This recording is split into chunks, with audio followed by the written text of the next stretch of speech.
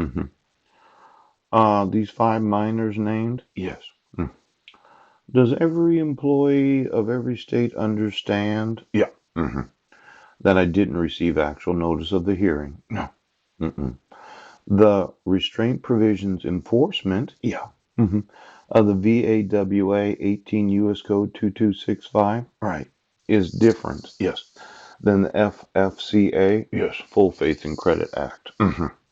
Now, I wanted all the state and federal employees to understand, yes, that if I was in your location anywhere in this nation, yes, and these five minors named, any one of them was to enter in the same building, yes, you'd have to call the police if I violated the restraint provisions, yes, because I decided I wasn't going to leave the building. Does every state and federal employee understand?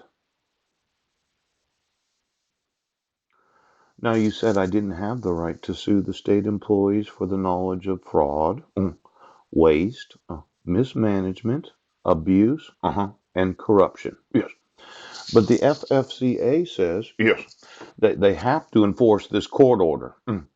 Now, I told you that I wanted custody of my sons. Yes. And your answer to the problem was to fabricate, yes, as in the premeditated design of the simulation of crimes, yes, where you had me arrested when you had the knowledge that I wasn't in Sequim, Washington. I wasn't in Jefferson County. Pooh. I wasn't cyber stalking. No. I was informing you, yes, that my rights are being violated, yes, because of the fraud of issuing court orders that have to be enforced in every court of the United States. That's the physical buildings, not just the jurisdiction of where the judge sits. Yes, the building where the judge works. Now, the records and judicial proceedings of any court of such state, territory, or possessions, or copies thereof, shall be proved or admitted in other courts within the United States, shall be proved or admitted or enforced in other courts within.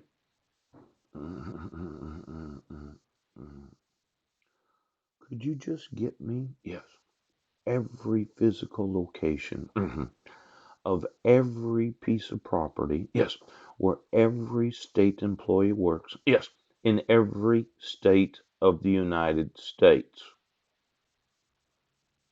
Now, you've arrested me numerous times, yes, for the false accusation, yeah, of violating the no contact protection order violation. Yeah.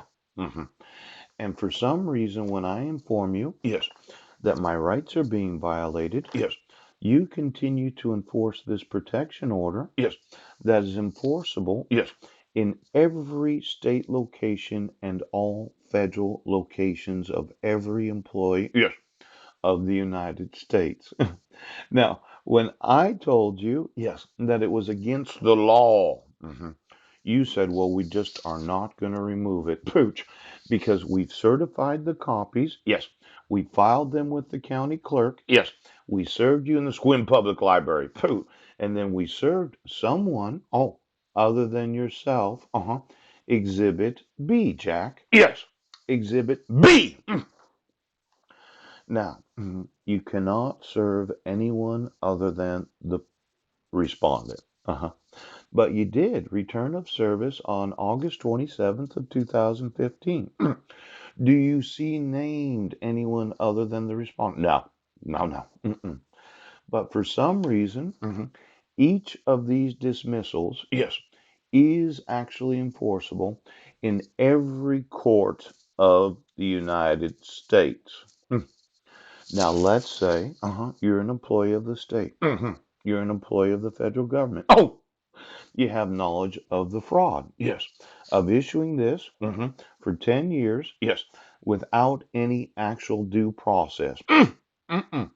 And then you have knowledge of the issuance, yes, of the false accusation of violating it.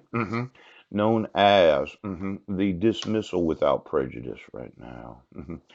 Then there's the dissolution of marriage, yeah, where I responded, Phil, you decided to issue this dissolution of marriage, yes, without me receiving any notice of court hearings, yes, without the enforcement of the stipulation and order, yes, without the enforcement of the United Nations marriage certificate, and then you stamped it with the state court seal, yes, and there probably is a signature of the county court clerk.